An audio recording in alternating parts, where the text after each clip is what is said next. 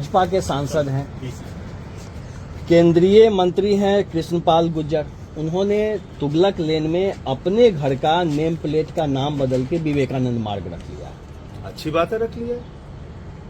इसका मतलब वो अपनी देशभक्ति प्रदर्शित करना चाहते हैं। अच्छी बात है।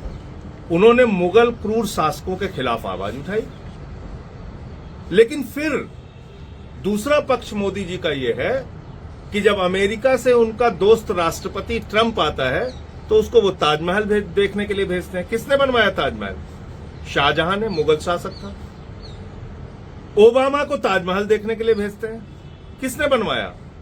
शाहजहां ने, मुगल शासक था।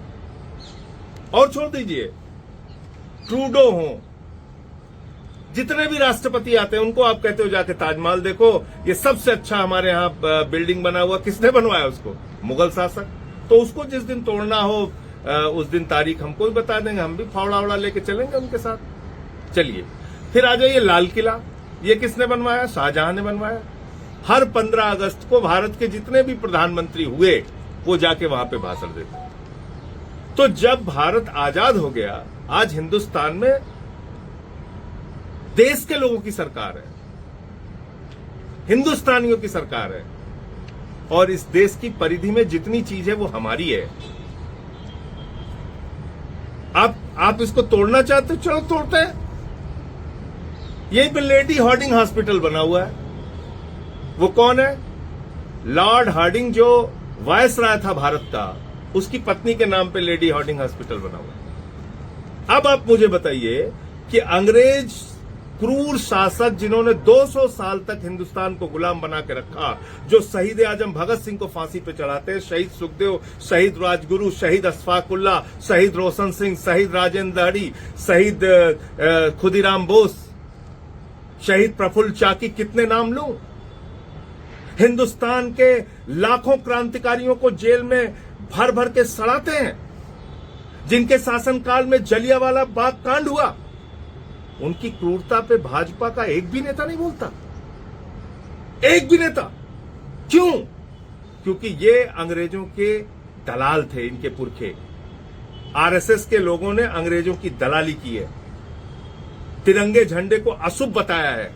मैं चाहता हूं जितने भी मुगल क्रूर शासक हैं हिंदुस्तान के अंदर, उसके ऊपर खुली चर्चा हो, और आरएसएस के लोगों ने आजादी के आंदोलन में जो गद्दारी की है उसके ऊपर खुली चर्चा हो, तिरंगे झंडे का जो विरोध किया है उसके ऊपर खुली चर्चा हो, श्यामा प्रसाद मुखर्जी ने जो अंग्रेज गवर्नर को चिट्ठी लिखी है और कहा है कि भारत छोड़ो आंदोलन को कुचल देना चाहिए, उसके ऊपर चर्चा हो। ये बात करेंगे देशभक्ति के, जिनका संगठन इसलिए निर्माण हुआ हिंदुस्तान के अंदर कि देश के साथ गद्दारी करो।